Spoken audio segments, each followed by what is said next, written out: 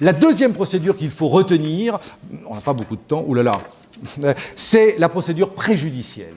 La procédure préjudicielle, elle est très importante. Vous ne pouvez pas connaître la Cour de justice si vous ne savez pas ce qu'est cette procédure, qui se traduit de procedimiento de cuestión prejudicial, je crois en espagnol. C'est assez facile à comprendre.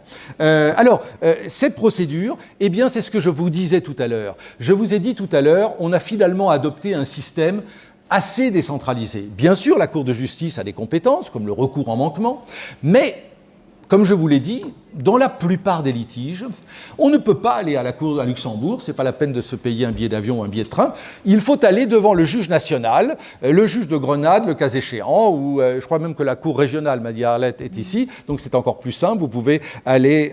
voilà, mais évidemment, si vous devez aller jusque devant le tribunal supremo, ce sera Madrid. Donc vous allez devant le juge national, mais comme je vous l'ai dit, le risque, évidemment, c'est que les juges nationaux, on peut imaginer que dans chaque État, il y ait une uniformisation grâce à la Cour suprême, bien sûr. Mais après, les cours suprêmes des différents États n'ont pas forcément la même interprétation des textes de droit communautaire. On voit le risque qu'il y aurait eu à laisser les cours suprêmes uniformisés uniquement à l'intérieur de chaque État et ensuite d'accepter des divergences de jurisprudence entre le Tribunal Supremo espagnol, le Conseil d'État français, la Corte di Cassazione italienne. C'est pour ça qu'on a donc mis sur place une procédure préjudicielle, c'est-à-dire c'est la possibilité pour un juge national, pour un tribunal national, qui est saisi d'un litige et bien souvent, évidemment, le moyen de droit de l'Union européenne va lui paraître farfelu, va lui paraître sans fondement. Dans ce cas-là, eh bien, il n'a pas besoin de perdre son temps, il va rejeter le moyen.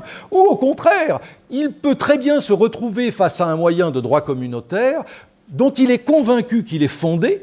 Pourquoi ? Parce qu'il va se renseigner.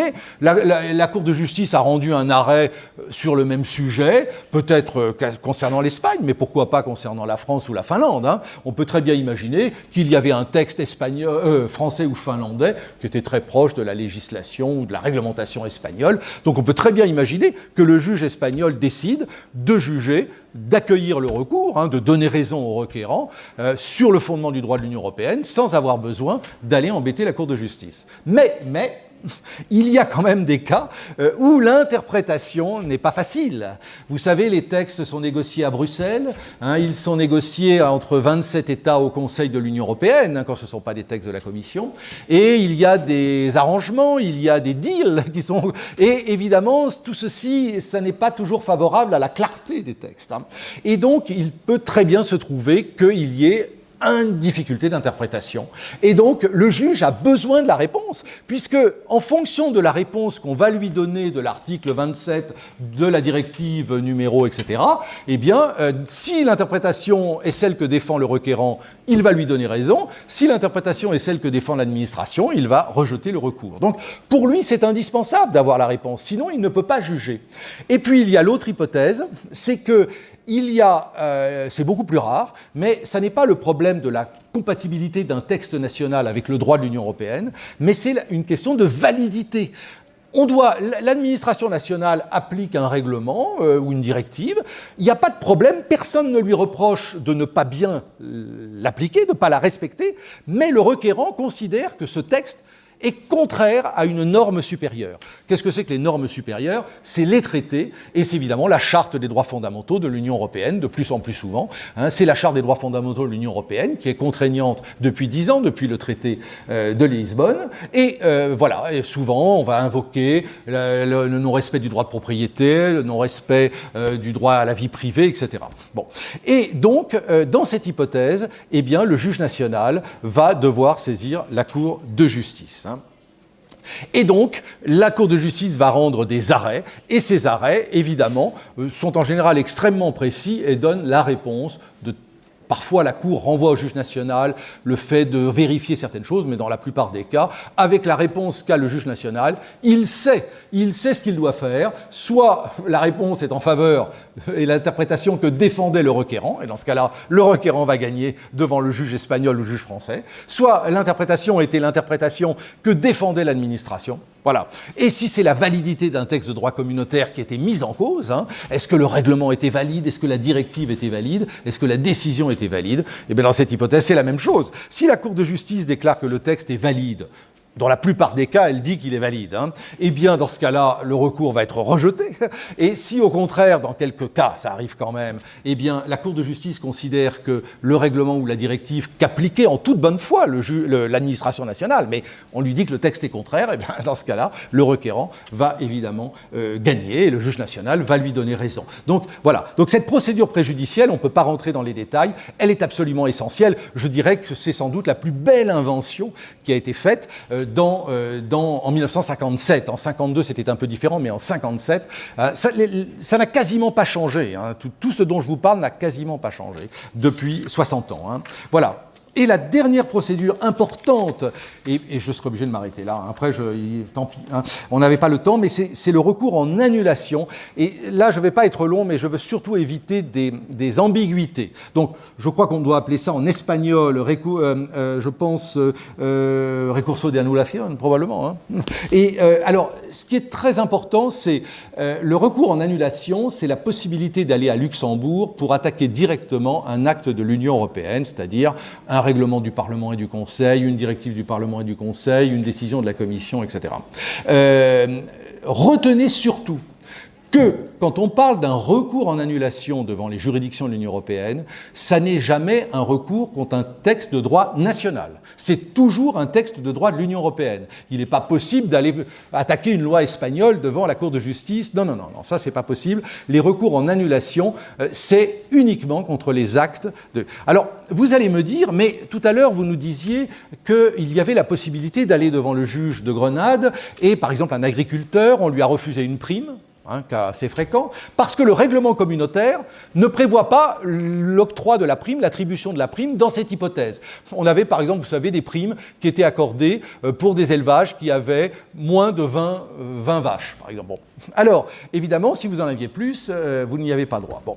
Alors, l'administration espagnole, on ne lui reproche pas de ne pas appliquer le texte, mais simplement, l'agriculteur, l'éleveur, va dire « Ah oui, mais ce texte est contraire au principe d'égalité ». Il va dire « Il n'y a aucune raison d'accorder la prime à des propriétaires des troupeaux de moins de 20 vaches et pas au-dessus ». Je donne un cas tout à fait théorique, mais enfin qui peut tout à fait se produire. Eh bien, vous allez me dire, mais alors, pourquoi aller devant le juge de Grenade si cet agriculteur, pourquoi ne pourrait-il pas aller directement à Luxembourg, puisque vous nous dites qu'il y a une procédure de recours en annulation? Alors, retenez simplement qu'il y a des conditions très strictes pour attaquer les actes directement devant Luxembourg et que les États peuvent faire tout ce qu'ils veulent, les institutions peuvent faire tout ce qu'elles veulent, pour les personnes physiques et morales, pour les entreprises, les associations, les particuliers. En réalité, il est pratiquement impossible, compte tenu des conditions de recevabilité, d'attaquer un acte de portée générale. C'est-à-dire qu'un règlement, une directive, ils seront toujours irrecevables. La seule possibilité, si vous voulez mettre en cause la compatibilité d'une directive avec les traités, avec la Charte des droits fondamentaux de l'Union européenne, ce sera l'aller devant le juge de Grenade.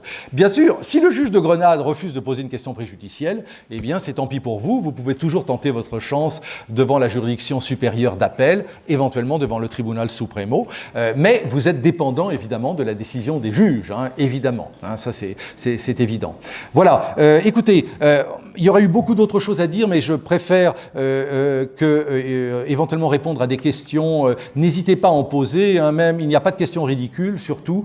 Je n'ai pu parler que vraiment très brièvement, et il y a des tas de choses que je n'ai pas dites, et donc n'hésitez vraiment pas, si vous avez une question, à me la poser, et j'essaierai d'y répondre en tout cas. En tout cas, merci beaucoup. Enfin,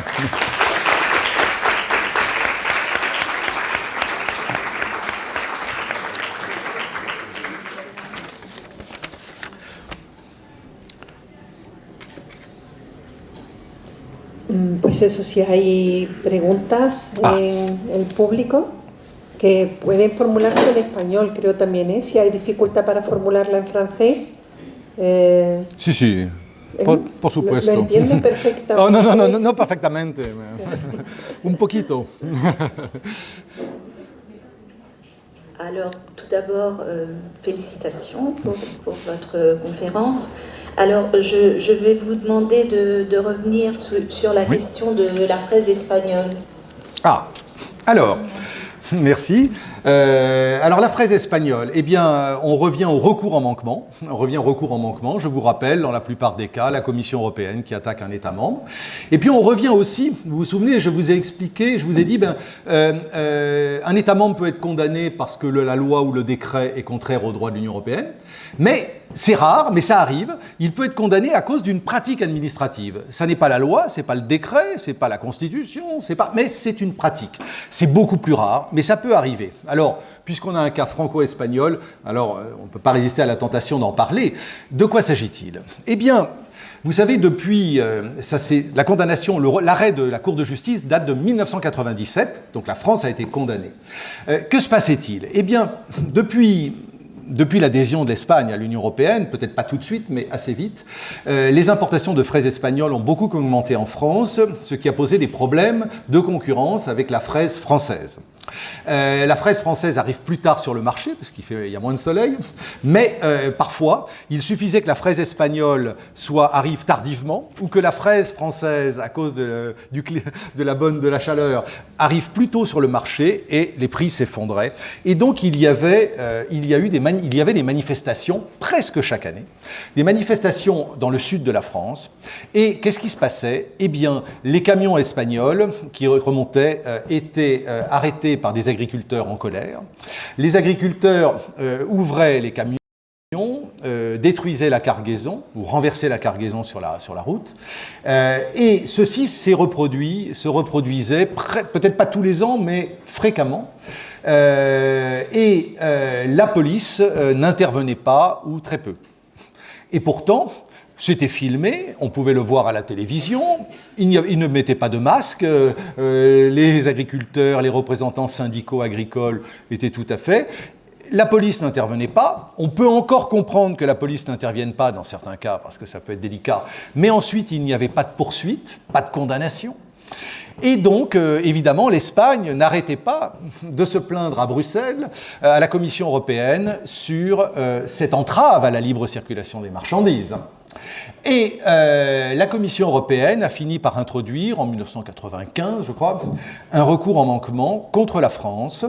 Et ce recours en manquement, eh bien, a abouti à la condamnation en manquement de la France, non pas parce qu'il y avait une loi ou un décret qui autorisait les agriculteurs à détruire les fraises espagnoles. Vous imaginez bien qu'il y avait tous les textes en droit français pour condamner les agriculteurs. C'est évident qu'on n'avait pas besoin de textes sur les fraises espagnoles pour faire condamner des agriculteurs qui détruisent des cargaisons, c'est la propriété d'autrui, etc., etc. Mais donc on a été condamné pour cette pratique. On a été condamné pour cette pratique et à l'audience, j'étais à l'époque à la Cour de justice auprès du juge français, eh bien, à l'audience, les agents du gouvernement espagnol ont demandé à pouvoir, ce qui ne se fait jamais, mais ont demandé à pouvoir passer un film. À l'audience, à la Cour de justice, il n'y a jamais de film. Mais ils ont obtenu l'autorisation de la Cour de justice, peut-être l'un des très rares cas. À l'époque, c'était le premier et le seul. Et donc, au début de l'audience avait commencé, bien sûr, mais ils ont descendu un écran et a été diffusé des images de l'actualité française, pas espagnole. C'était la télévision française et c'était absolument affligeant, évidemment, de voir ce qui se passait et de voir surtout la police qui n'intervenait pas. Et donc, évidemment, cela a beaucoup, sans doute, marqué les juges. Je crois que la condamnation de la France était sans doute inévitable, même sans ce petit film, sans ces images d'actualité, mais évidemment, je crois que ces images d'actualité ont certainement renforcé les juges dans la volonté de condamner la France pour ne pas faire respecter la loi sur le territoire national. Voilà. Donc ça, c'est un cas intéressant parce que ça illustre un recours en manquement. Évidemment, après, il a fallu être beaucoup plus interventionniste. Heureusement, je crois que ce qui a arrangé les choses, c'est qu'après, il y a eu une sorte de modus vivendi entre la fraise espagnole et la fraise française, sans doute une meilleure organisation des ventes pour éviter que la vente se fasse au même moment, etc.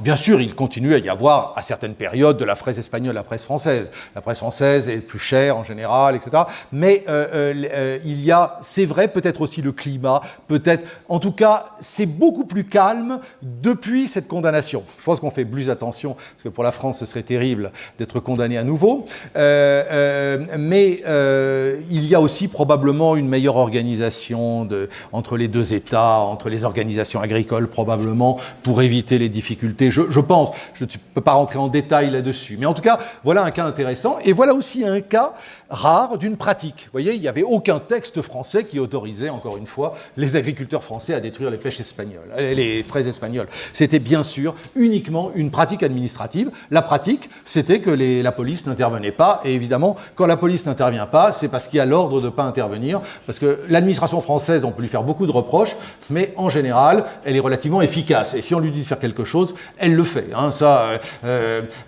D'ailleurs, c'est aussi un problème souvent à Bruxelles, c'est que quand il y a des difficultés sur le terrain à faire appliquer le droit de l'Union européenne, la Commission européenne a une très haute image de l'administration française, considérant que l'administration française, c'est un modèle. Et que si les choses se passent mal, c'est jamais la faute de l'administration elle-même, c'est la faute des ordres qu'elle reçoit. Jamais on ne croit. Et souvent, ce que disent les gens de la Commission, c'est « ce serait l'administration italienne, ce serait différent, mais comme c'est l'administration française, on ne vous croit pas. » On ne vous croit pas. On ne vous croit pas. Si l'administration fait mal les choses, c'est qu'il y a des ordres dans ce sens. L'administration française, elle est efficace. Et c'est vrai, je crois qu'on peut dire qu'elle est, peut-être pas dans tous les cas, mais relativement efficace. Alors c'est vrai qu'il y a sans doute des administrations, comme en Italie, qui le sont moins, mais ça n'est pas une excuse pour autant. Voilà. Pardon, j'ai été un peu long, Esperanza.